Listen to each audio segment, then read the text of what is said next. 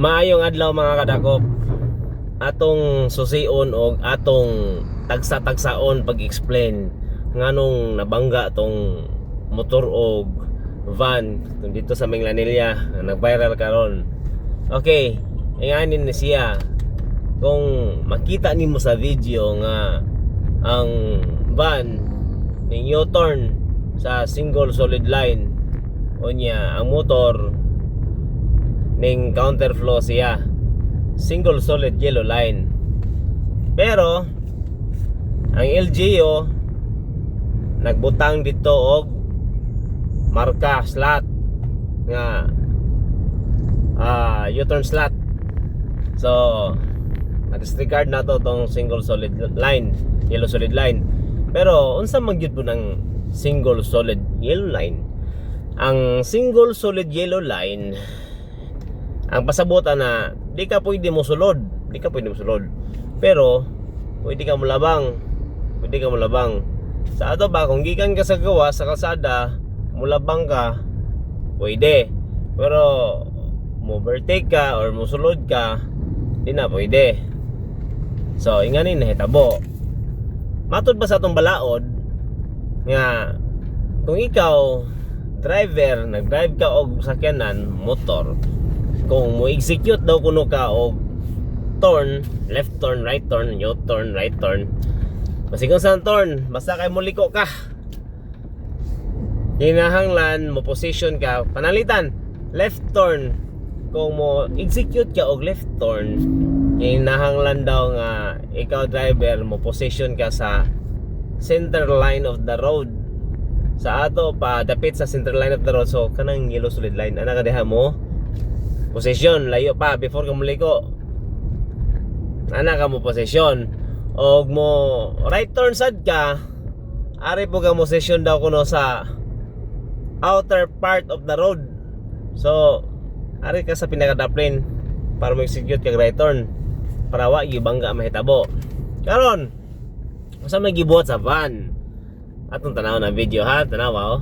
Ang gibuhat sa van is naa siya sa tapit sa center line of the road unya ning execute siya og U-turn.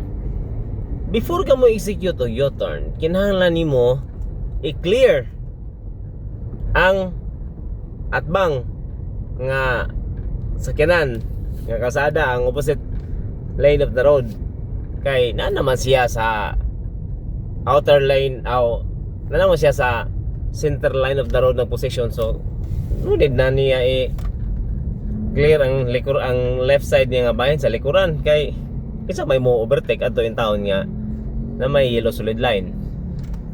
So ang iyarang gi-clear ang atubangan na. So since clear ang atubangan, ning execute siya o U-turn.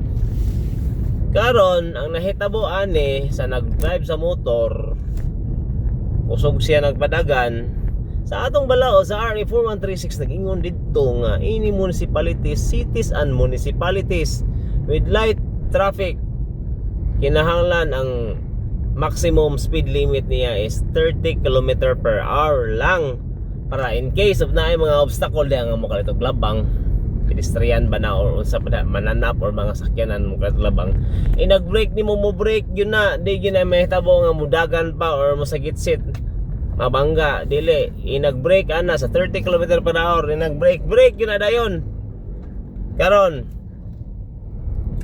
ang gamotor driving in the opposite lane of the road na sad siya, so nahuog counterflow siya unya ning suza siya sa pikas lane nga naman tay yellow solid line, which is sayop gid siya. Karon wa untay bangga mahitabo adto kung si motorcycle diri pa sa pikas siya ning overtake, di ba? Huwag mo tanawon ang video, huwag mong balik-balikon ang video, kusog kay kadagan si motor o niya ning sud pag yun siya sa bigas sa opposite lane.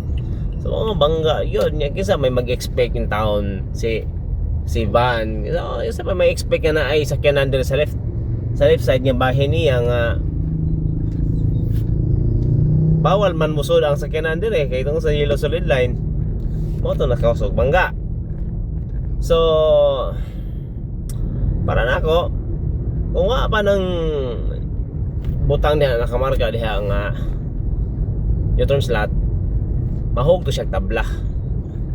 Pero naamanggoy kuan, naamanggoy gibutang dito ang LGU nga kuan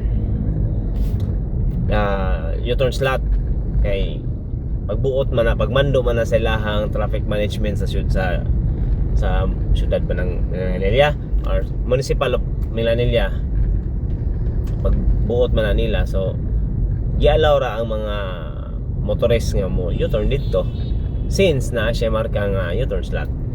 So kakana nga sitwasyon, pilde gid ang motor kanunay, permanente pilde. Okay?